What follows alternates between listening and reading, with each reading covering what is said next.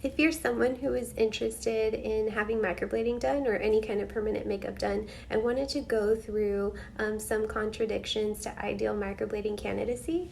And so first, if you're pregnant or breastfeeding, if you are taking any blood thinning medication, if you are diabetic and it's uncontrolled, and if you are on medication for diabetes, it's always great to get a doctor's note and to let your the video cut off, to let your permanent makeup artist know and to share with them the names of the medications. And then sometimes if you've had previous work done before, it can't be worked over. And so I always ask my clients to share photos of their previous work or their brows, whatever it might be, in good lighting and without makeup so I can better assess. It's always nice if you're a little nervous about that to come in for a consultation as well.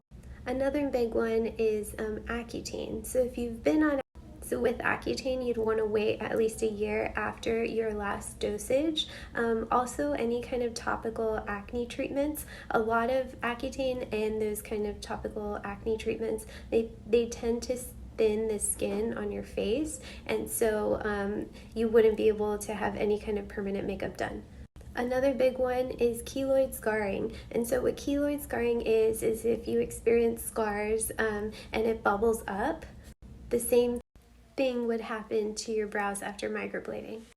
A lot of the numbing agents that we use have lidocaine, so if you have any allergies to lidocaine, it's always great to share with your permanent makeup artist. And we tend to use gloves with latex, so any of those allergies you should share with your artist before you come in for your appointment. You can have Botox done after microblading, but you always want to wait 2 to 3 weeks after Botox to have microblading performed. And the reason for that is because we want to make sure the facial muscles in your forehead or wherever it might be, the crow's feet, settle before you come in for microblading, because it will affect the mapping process and it can leave you with crooked or asymmetrical brows. So this one is new, but if you've had the COVID vaccine, you want to wait at least a month after to have microblading done. So it's not happening to everyone, but I haven't seen it myself, but the industry has seen swelling after the vaccine.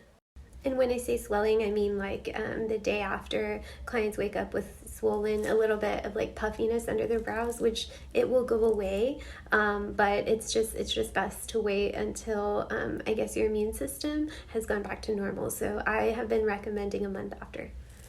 Now you're going to have to keep your brows dry or out of bodies of water for at least 7 days. So if you have vacations planned, it's best to plan around that.